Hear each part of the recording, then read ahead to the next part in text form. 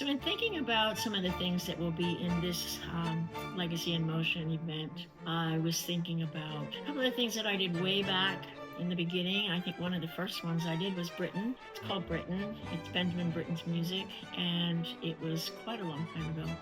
I think the reasoning behind that was we were looking for something to do that we could use live music, use our musicians, and Carla Kelly got me the score to Britain because it was something that we could play with not a lot of orchestra members. We could take it to smaller venues, and it was just a perfect venue at the time for our company. It didn't need costumes, it didn't need a lot of sets, it didn't need a lot of people, and it was something I felt very comfortable doing because with my background, I was very comfortable with neoclassical, leotard ballet, just music, just steps. And so it's interesting that it was quite a long time ago. I'm kind of surprised at how hard it is. I always seem to think that when I do something, it seems simple to me. I'm like, oh, that was easy, and now, the kid's going to need more things. But when we actually try to do it again, it was pretty complicated, and it was pretty difficult.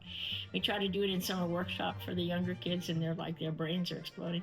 So I enjoy watching it. And then as the company grew and we got a few other dancers that I wanted to maybe put specific things in for, we added the male variation, which I love doing. That was that came out very nice for Glenn Davis. And now we have Trevor doing that. He does it beautifully. It's just a lovely variation. And the whole thing is just very nice. I'm glad about it. And then the other thing I thought about was more recent, still a while back, but more recent, is the ballet called Souvenir.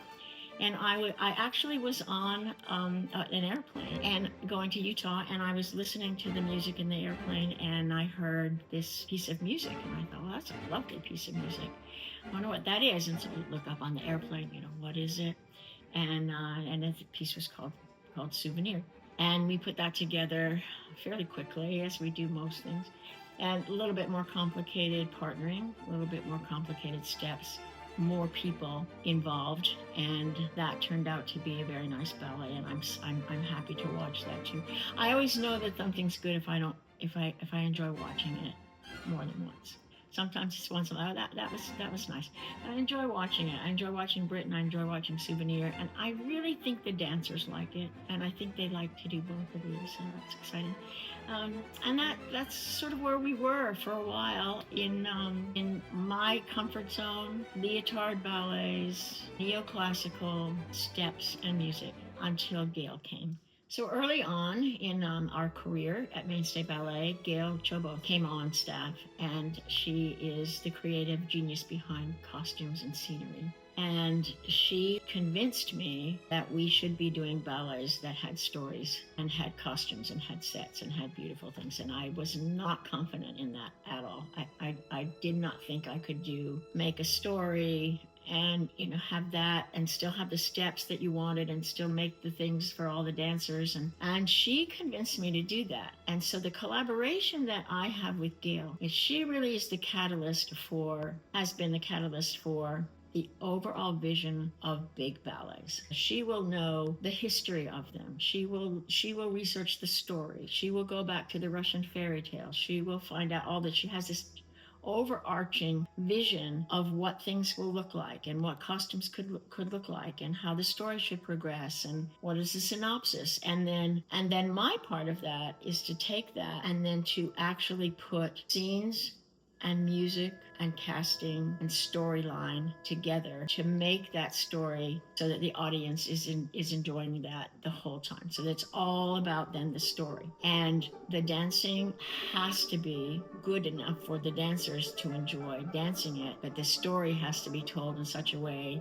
that the audience, even young members of an audience, can follow the story. So that has been our collaboration, and we take long time, lots of time, talking about how this scene could be, how that scene could be, what characters could be in it, how many people could we get in it, what could be the big scenes for the corps de ballet, and then my job is to get music, in particular if there's no music written. So one of the first things we did was Alice in Wonderland, and it started with a very small little storybook, and it started as a small piece that we took into other schools as lecture demonstrations. So it was kind of like manageable. And then we decided we're going to bring it to Merrill Auditorium. And then all of a sudden, there was a deck of 52 cards, and there was a rabbit, and there was a caterpillar, and and then all of a sudden there was just these enormous amounts of things. And it took a lot of figuring out for music because there was not music written for it. So that's what I do, is I just take hours and hours and hours, because without music, you have nothing.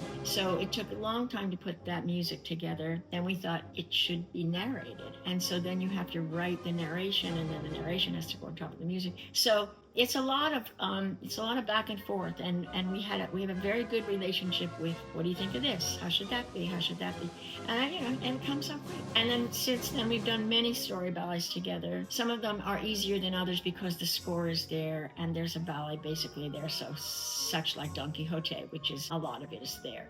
But the last collaboration we did, and I knew it would be our last big story ballet collaboration because we're both getting on in here. It was Beauty and the Beast. And again, no score is written for that. So the first thing I did is I took a year of listening to music to find the music that I felt would tell the story well, the original fairy tale. And so that took quite a while. We would talk together about how would a clock look? How would a dance be for a dancing clock? And she would come up with a design, and then I could make the choreography fit what that design looked like. So that was very, very interactive.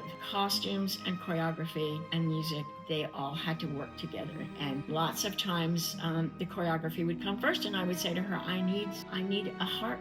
If we're gonna have a harp, I need something, and she would design it. But lots of times she would design it, and I would go, oh yes, I can make that work.